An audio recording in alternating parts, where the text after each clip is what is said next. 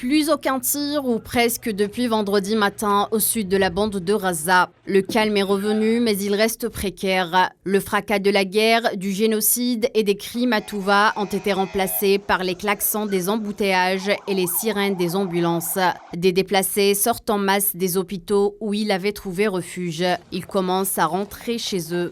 Dans le quartier de Khouza'a à Khan Younes, Tahani An-Najjar, mère de 5 enfants, s'est rendue sur les ruines de sa maison détruite, récupérer du bois, des vêtements ou tout ce qui restait de son passé. Quand ils nous ont dit qu'il y avait une trêve, nous sommes venus voir nos maisons. Nous sommes arrivés à cela, comme vous le voyez, à une destruction complète. Chaque guerre, des maisons sont détruites. Jusqu'à quand resterons-nous comme ça? Jusqu'à quand souffrirons-nous de la destruction des Nakba? Près de 7 membres de ma famille sont morts, ainsi que nos voisins, nos proches et beaucoup d'êtres chers. Ils sont tombés tous en martyrs, enterrés sous les décombres de cette maison. Il s'agit de la première trêve depuis le 7 octobre dernier, date du début du génocide sioniste sur Gaza. Une trêve qui vient à point nommé soulager des millions de Palestiniens.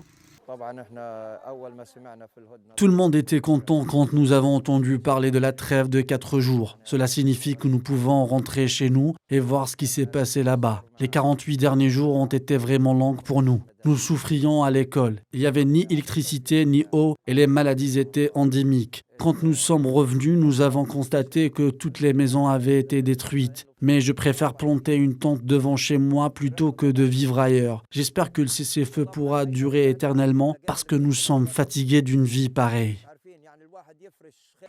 Dans ce génocide contre Gaza, plus de 60% des unités résidentielles de l'enclave ont été touchées par les bombardements, allant de la démolition totale à la démolition partielle. 266 écoles, 88 mosquées et 46 000 maisons ont été totalement détruites.